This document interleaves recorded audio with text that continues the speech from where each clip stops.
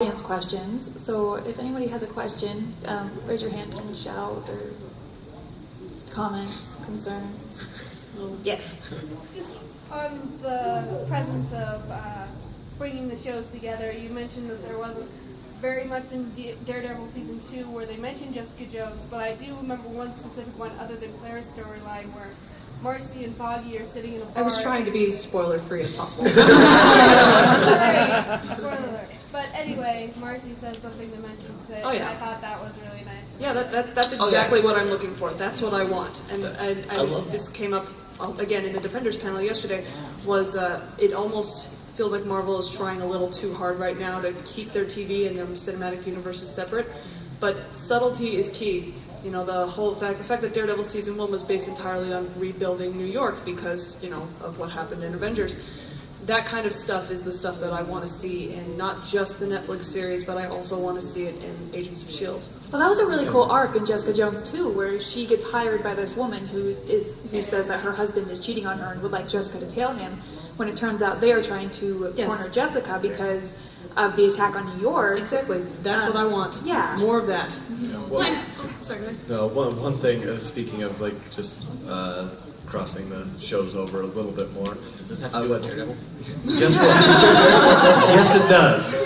I would love to see a courtroom scene with Matt Murdock and Jerry Hogarth. Oh, yeah. I think that would be the greatest thing I had ever seen. And you can drag it out for 6 episodes. I don't care. Can we also talk about how It's like scary? making a murder in Marvel Universe. Can we talk about how scary Carrie Ann Moss was? Right? One thing that I especially love about this show that sort of ties in with this is I'm another of those who doesn't like, I like superhero shows and superhero movies, but they all feel sort of superficial to me. And I think what really connected in Jessica Jones, and somewhat in Daredevil, I made the mistake of watching Daredevil after watching Jessica Jones, and it was sort of a letdown for me. It really was. I know. I'm just a backup. It very well might be because I'm a woman and I connected more with Jessica's story. But for me, at least, it really was so powerful. But I love how Kilgrave wasn't purple. I love how they made it, they made it more realistic, more something that could happen almost. Like they talk about the green creatures, Hulk, whatever, they just mention it briefly in Jessica Jones, but I like that it's not so focused on the superhero-y stuff, but the everyday life and the realistic things, and that, for me at least, I like that so much better than just the brain candy of superhero shows for the most part. But that's, that's obviously me. Everyone has I think it makes it feel a little more closed universe. I don't know if you guys are big fantasy readers, if you know the difference between closed universe fantasies and open universe fantasies. So like Harry Potter is a closed universe fantasy, the muggles don't know that there's magic in the world. And so I think for me, the reason that appealed was because it kind of made it feel like it was a little bit more of an exclusive club that more people didn't know about. And the closed universe fantasies have always been really highly appealing to me, so. And I loved I just wanted to say I loved the subtlety, and regarding like what I was saying about Daredevil Season 2 and there not being enough of it, it's not the subtle aspects, because there was a lot of the subtle aspects in Daredevil Season 1 and kind of bleed over to Season 2 where you see the newspaper articles on the wall and stuff like that. I love the subtlety. What I want to see more of is the actual crossing over, because again, in your 3 square block radius, you're not going to not hear about somebody throwing somebody through a window. Or a bar blowing up. Or a bar blowing up and not actually run into those people at some point. Yeah. Just even crossing on the street, you're likely, Daredevil or Matt Murdock is likely to run into either Luke Cage or Jessica or any of them, really. And they actually do they do a little bit of that in the I don't know if you guys saw the digital Jessica Jones before the series came out, where she's going to a hospital to collect child support from Turk, the guy that Daredevil beats up all the time. That's Where what is he this, does. and why do I don't know about it? It was on Comicsology yeah. for free. I think it still is free. It's still there. It still is free. It's on Marvel Is that Unlimited. Comicsology. Comicsology. Comicsology. Okay. Or there's an app. Yeah, and it's just Turk's all laid up in the hospital because he just got beat up. And she says something like, "Who did this to you?" And he's like, "Oh, it was the devil." And she's like, "I think I like this guy." And that was it. But that was kind of like those subtle crossing over. You had a question. As far as like the parallel universes of the Marvel movies and the show, do you guys think it would be possible to like put a character from one of the shows into one of the films? So our question is, do you think it'd be possible to put one of the characters in the shows? Can I take this one? Film? I Go have an for idea. it. I've talked about this at length so many times, but this is just because, Infinity War especially is going to be a logistical nightmare. I feel so bad for the Russo brothers. I'm really glad there's 2 of them, otherwise I don't think we would ever see that movie. But Infinity War very obviously is going to be space battle. And then, we have all the Avengers out fighting space, punching Thanos in the face and all that stuff. And then we can go into Earth and zoom in, and then here's Hell's Kitchen with Jessica and Matt and Danny and Luke and maybe Trish and maybe even Frank Castle or Elektra or whatever, and they're just fighting cronies. And then it zooms back out and then zooms back in, and then we have Daisy's Secret Warriors and Inhumans and the Agents of S.H.I.E.L.D. And then we zoom back out, and then we're back in Infinity War, and it was like a 5-minute scene. Now we've got everybody in the same movie. Done. I think the easiest way is everyone needs a lawyer. Everyone does. Tony Stark needs a lawyer. They blow up a lot of things. That is the easiest. Well, I know a couple guys. Done. Well, and also Jessica and Luke both act as bodyguards for Matt Murdock. Yes. So Some of my favorite scenes in those with those 2. Oh, and there's a scene where bodyguards. Black Widow shows up too, and they're like, Yeah, "Do you think yeah, that was I was- Black Widow?" And nah. Yeah, I was just actually telling someone about that earlier. That's one of my favorite scenes from the Alias comic is when Luke and Jessica are like, okay, so Daredevil Matt Murdock gets outed as Daredevil, so he has to hire bodyguards because he knows people are going to come after him, but he can't really do anything because he's denying it. So he hires Luke and Jessica.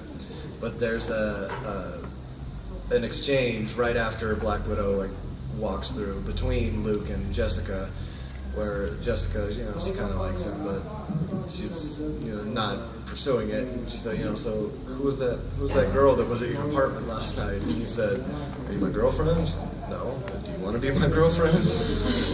No. He's like, well, it's none of your business. But that exchange, I could easily see happening between in the Netflix universe, and I think it would be great. You got a question? Yeah. So I think one of the things that made Jessica Jones so special was it targeted a different market. And I think it got to do that because it had Kilgrave. He's not there anymore. So what's next for Jessica Jones? What can they do to keep it so compelling, or is there a risk it runs out of steam? David Tennant has hinted that he might come back. Nobody dies in the Marvel Universe. Nobody dies in comic If you books. just believe, that is a really good that is the question, isn't it? Because that was the end of the Alias comic books. Was Kilgrave returns and then she defeats him, and that's that. And then there is no more Alias. So it is kind of an open world for them to kind of explore, and it does leave the option for, like in Jessica Jones season 2, the possibility of more Luke Cage, like more Luke Cage and Jessica. But Yeah, it's something that I worry about a little bit because her motivation, the most important thing as a storyteller when you're setting up a main character is you're looking at their motivation. What is driving them to do what they do in the plot?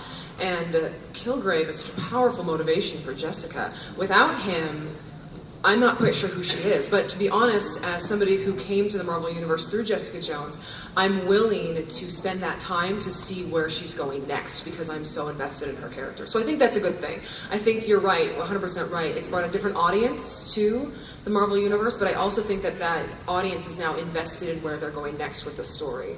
And I trust the creator of the show, just things I've read from her and how she handled this one. I trust that she's going to come up with a really great storyline. Well, and so I'm not worried at all.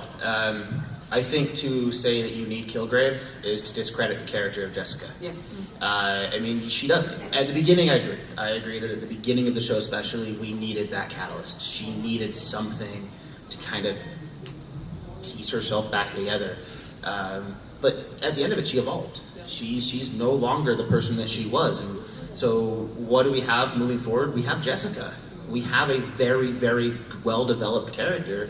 And as far as the villain, there's an entire organization that experimented on her. You want to talk about what her motivation is?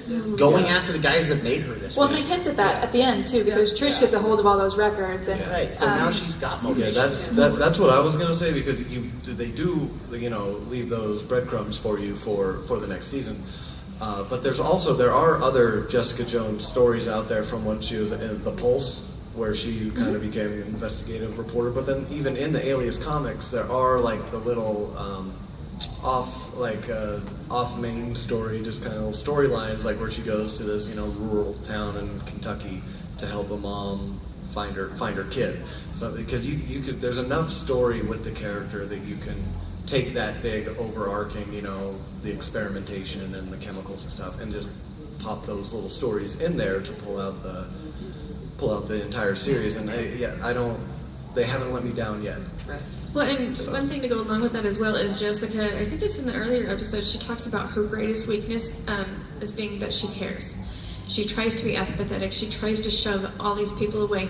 But when it comes down to it and someone needs help, she always steps up. And so I think there will be situations where maybe still in the future she doesn't want to help out, but she is pulled into it anyway because she's a good person no matter how crappy she acts or pretends to be on the outside.